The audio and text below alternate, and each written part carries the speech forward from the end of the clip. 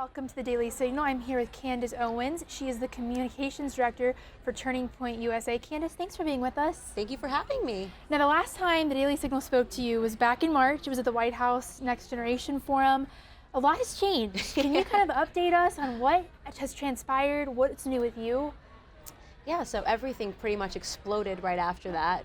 The infamous Kanye tweet happened, and that allowed us to not just exist within a political realm, but a cultural realm as well, which is super important for a lot of reasons, primarily being that culture in many ways has seized the political conversation. It's why we see so many people that are giving these elaborate political speeches at the Emmys, and the celebrities have had our attention in my opinion, in a very negative way. You know, saying a lot of things and being very critical of individuals without actually understanding the movements. So for Kanye West to sort of break that mold and to say that he unapologetically loves President Trump allowed us and people that saw this, I love the way Candace Owens thinks tweet, to go pursue Candace Owens and to hear my ideas. So that happened, which was really big, and we've always thought that blending culture and politics and having meaningful discussions as opposed to lobbing insults was really important, and we're doing just that at Turning Point USA. I want to ask you a little bit more about Kanye because, you know, regardless of whether or not he's completely conservative or not, he certainly broke through. He certainly touched a lot of nerves and a lot of people and kind of cut through the noise. He often says, I want to be a free thinker. What's your take on that? So my take after spending some time with him is that Kanye West is not a conservative, he's not a Republican, but he is a free thinker and he's an independent thinker. And in these days, if you believe in free thinking, that is a conservative position. If you believe that people have the right to express their ideas, regardless of their skin color, people have a right to like people outside of the political realm, that is a conservative position. The reason that we're seeing so many people flee the left, I like to call them liberal refugees, like myself, is because they do not allow you to think freely. If you agree with them 95% and disagree on 5%, you are essentially excommunicated. You're not allowed to be a liberal anymore. You're not allowed to be a Democrat anymore. So there's a lot more wiggle room on the right, center right, to express yourself and to be an individual and to explore different concepts and different ideas and to not agree with the person next to you, but to still be able to have a civil discourse. Yeah, those open lines of communication are so important. Correct. When did you first realize that you were a conservative and what changed your mind?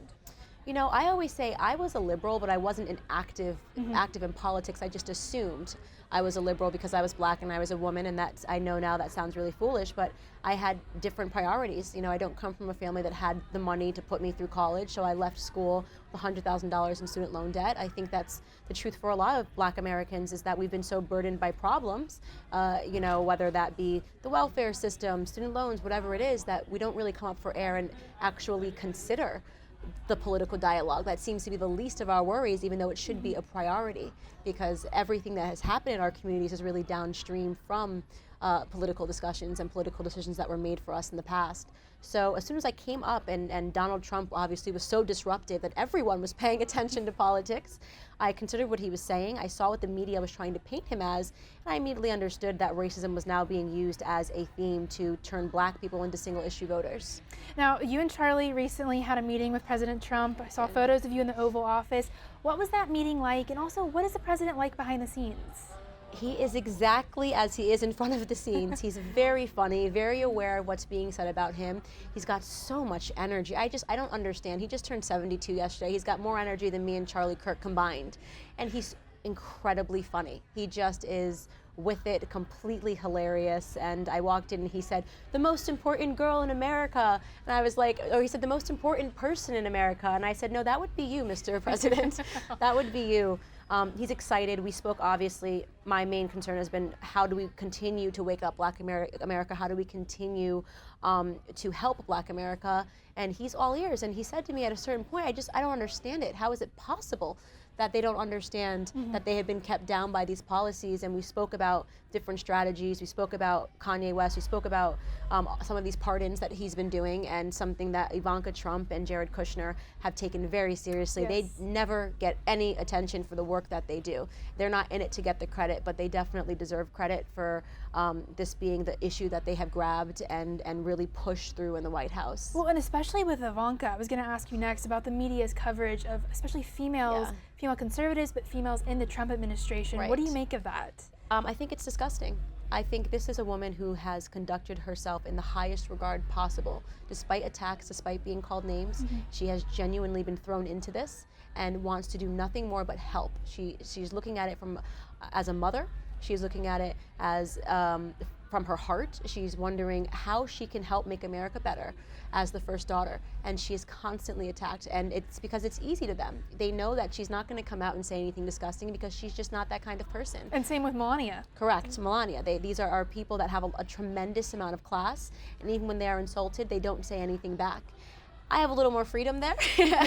So I'm constantly punching back for them because I don't like to see people bullied for being nice. Right. And the easy targets. Oh, well, she's really sweet, so it's very easy to push this girl into a locker. That's exactly what's going on. A mean girl clique has emerged, especially in Hollywood, that has decided that Ivanka Trump is going to be their target to make them feel better about their lives.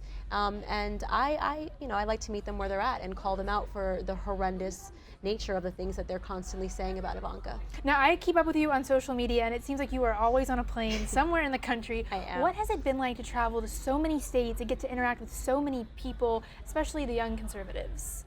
It has been a lesson for me. It has showed me how incredibly ignorant that I was, how incredibly ignorant I still am. Every time I visit a different pocket of society, I learn something new. And it just makes you really understand why Donald Trump won. That so many Americans were living an entirely different life. You know, there's a whole lot of country between California and New York. And those people have different concerns. Those people are going through different things. And they have been ignored by politicians who have decided that their problems don't matter anymore because they care about the cities. They care about New York. They care about LA, but they don't care about, you know, these middle-class workers that are in between, and they were losing out for a long time in this country. They are incredible people, super passionate. They've been so loving and so warm to me, and it just makes me want to defend them more vigorously when they're called racist and sexist, when they have just never have even been handed a microphone to talk about who they actually are as people. My last question for you, we're here in Dallas, Texas at the Young Women's Leadership Summit. What advice would you give to these young women who might want to pursue a career in media or politics? You know, my advice to everybody is always the same, and it's just to be yourself. No longer should people be trying to fit into the mold. I think that has been a gift that Donald Trump has given America. I think that has been a gift that Kanye West has given Hollywood, is that we no longer have to exist within mental prisons. If you want to get out there and you want to be the media, be the media. You're no longer in an age where you need to apply to CNN to do that. You are the media. I started on YouTube. Right? I had something to say. I decided that applying to CNN to say that I was a black woman who supported Trump probably wasn't going to get me the job. And I was unapologetically myself on YouTube, and I'm here today. And I think if every person can realize that being yourself is the #1 superpower that you can have, that we're going to see a brighter, more honest America. Some great advice. Candace Owens, thank you so much for being with us. Thank you for having me.